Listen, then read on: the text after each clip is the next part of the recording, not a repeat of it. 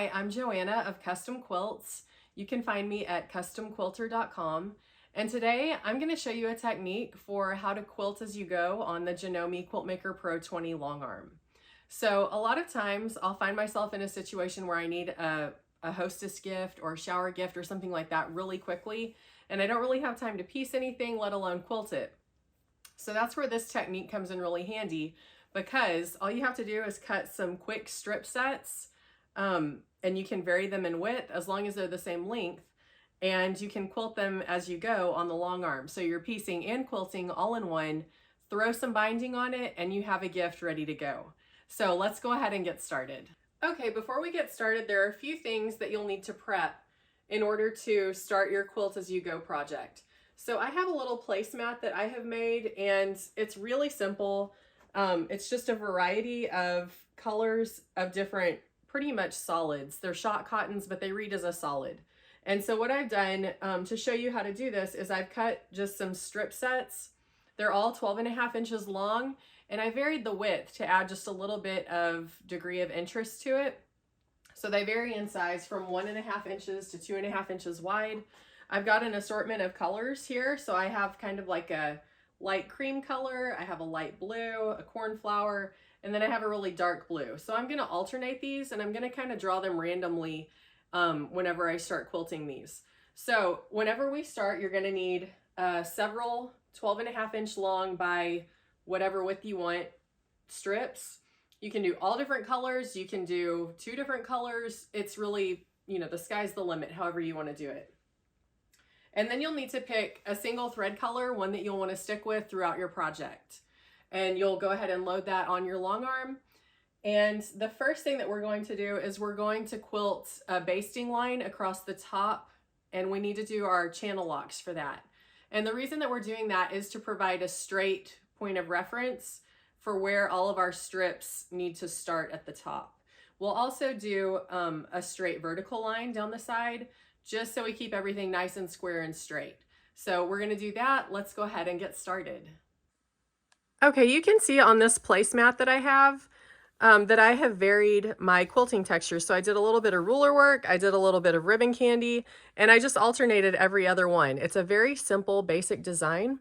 And I'm not going to limit you by telling you how long you need to make it. You could turn yours into a table runner if you wanted to. You could keep it short. I think the finished width of this is 18.5 inches. So if you want to shoot for a placemat set, I probably wouldn't go over 20 inches in width. And then the height of this is 12.5 inches. Okay, so let's go ahead and do our straight vertical line and straight horizontal line to get started. Okay, so here I'm going to be turning on my channel locks, and I'm going to lock this in the horizontal position. I'm also going to decrease my stitches per inch to 2 stitches per inch. And so what that's going to do is it will give me a good basting stitch. Okay, so I'm going to go ahead. This is my straight line so that I know how to line my strips up at the top. It's a little bit difficult to see because my thread blends into my batting. I'm using a cream colored thread for this project, but you'll see shortly once I start quilting this what I'm talking about. Okay, and then I'm going to go ahead and turn off my horizontal channel locks, and now I'm going to turn on my vertical channel locks. Whoops, I need to move where I need to go first. And the vertical channel lock, this is going to be my starting point for where I'm going to lay my first strip down. Okay.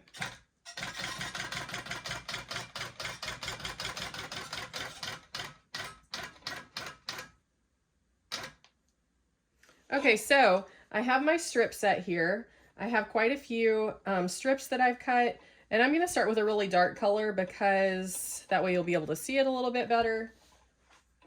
It'll be better for visibility, and I'm going to lay the top of my strip right at the corner of that horizontal line and right against my vertical line. And so I'm going to base that in place.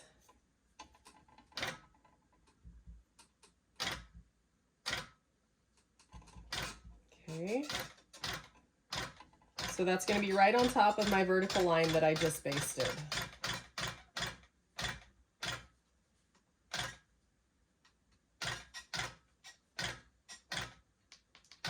Okay, so now I'm going to turn off my vertical line and I'm going to baste the top of the strip into place just so it doesn't move.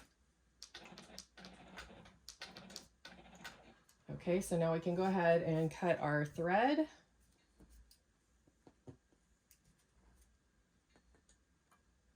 Just like that. Okay, now we're ready for the next step. Okay, so I have got my assortment of different strips here. I've got 4 different colors that I'm going to pull from. And I think I'm going to take this kind of skinnier one. I think this is about 1.5 inches wide. And what I'm going to do is I'm going to lay this right sides together with my strip that I just basted in place. And what I'm going to do is I'm going to stitch a 1/4 inch seam allowance down these 2 lines right here. So this is part of the quilt as you go portion. All right. So I'm going to go ahead and I'm going to change my stitch length. Originally I was on a basting stitch, so I'm going to go up to 12 stitches per inch. And I'm going to disengage my gears. I'm not going to baste this strip up here at the top because what I'm going to do is I'm going to stitch this seam and then I'm going to fold it over in place like that. Okay. Hopefully that makes sense. I'm going to go ahead and stitch my seam allowance here. Okay, pull my thread up to the top.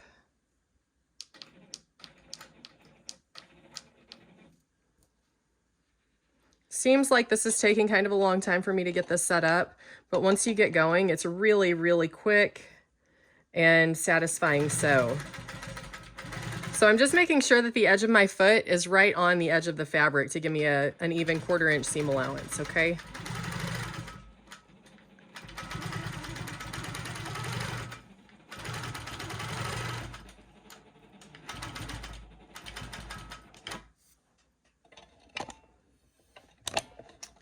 Move my camera over just a bit.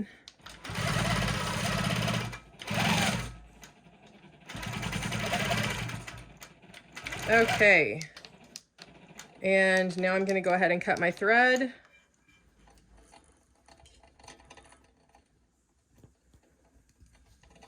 And now I'm going to flip this piece of fabric over and I'm going to finger press it into place. Okay, so now I'm ready to quilt my first strip. Okay, so for this one, I think I'm just going to do some basic ruler work. And another great thing about varying the widths of the strips here is it gives you a really good practice for how to quilt different size borders. So if you're going to be quilting a quilt that has different width of borders, like maybe you have a really skinny border, maybe you have a really fat border, and you need to practice quilting those different widths, this is a great way to practice that. Okay, so I'm going to go ahead and start out by doing just some easy ruler work here.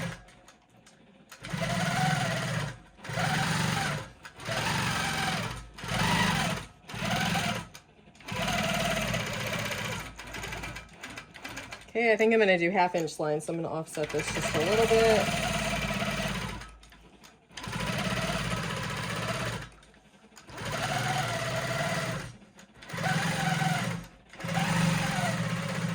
And I'll do one more line before I add my next strip.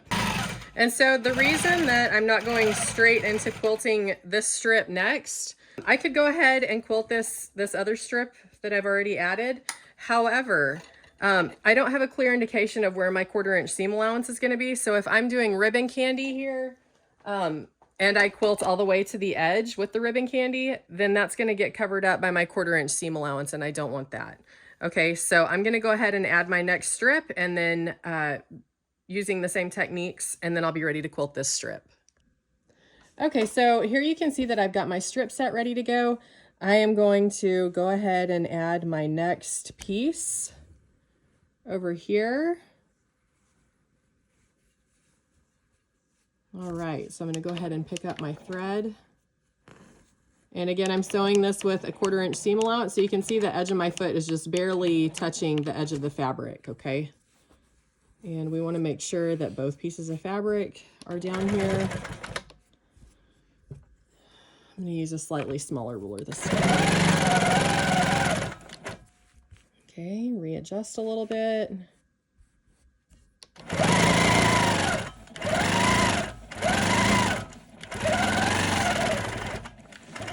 Okay, and then again, we're just gonna finger press this over, and now we're ready to quilt our skinny kind of cornflower blue strip.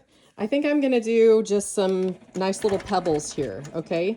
So I'm gonna go ahead and start those. There we go.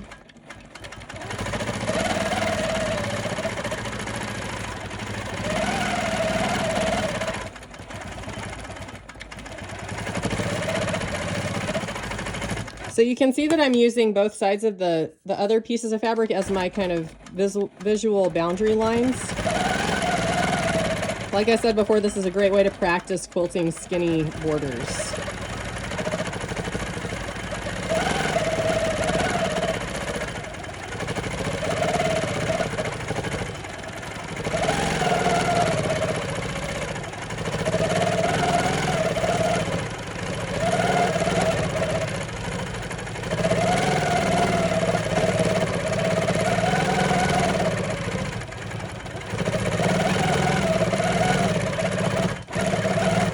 Partial little pebble right there.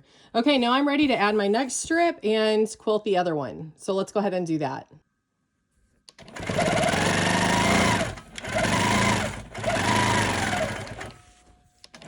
Okay, ready to finger press this piece over as well. Wonderful. Now I'm going to alternate and I'm going to do ruler work again on this one, okay? So we're ready to go ahead and do that.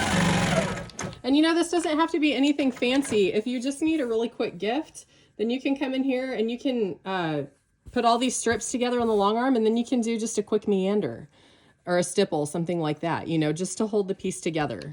It doesn't have to be anything fancy. Oops. Okay, here we go. Now we're ready to add our next piece. All right, so I've added my next piece and that looks really nice. So I think I'm gonna come in here and I'm gonna do another row of pebbles since that's what I did before and I really liked it.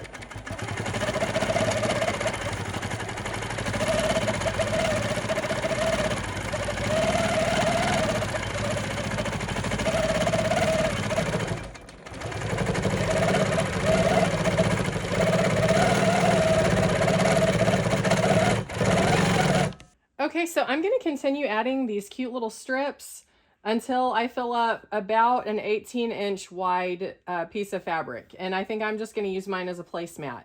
Now, I don't wanna tell you what to do. If you don't wanna do a placemat, you can keep yours going so that you have a really cute little table runner.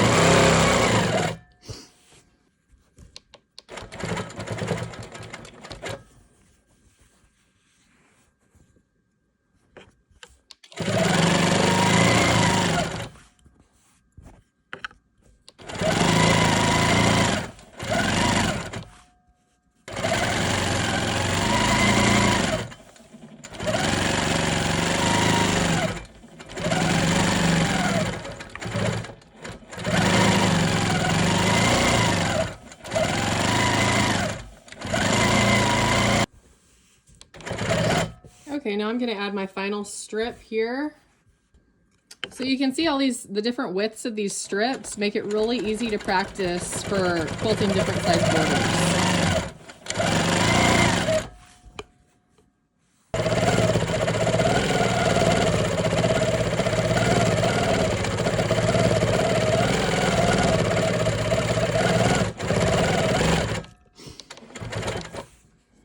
I lied, I'm gonna do one more. I want a little more width on this. So this is my last one and then I'll be done.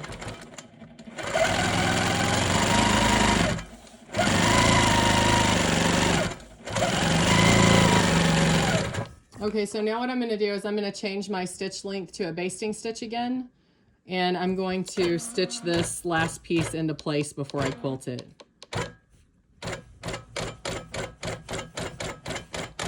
Doesn't have to be perfect. Just want to keep it in the outer seam allowance where the binding is going to catch it. Okay, great. So now, whoops, Now I'm going to increase my stitch length back to 12, and I'm going to finish this off with just some nice simple ribbon candy.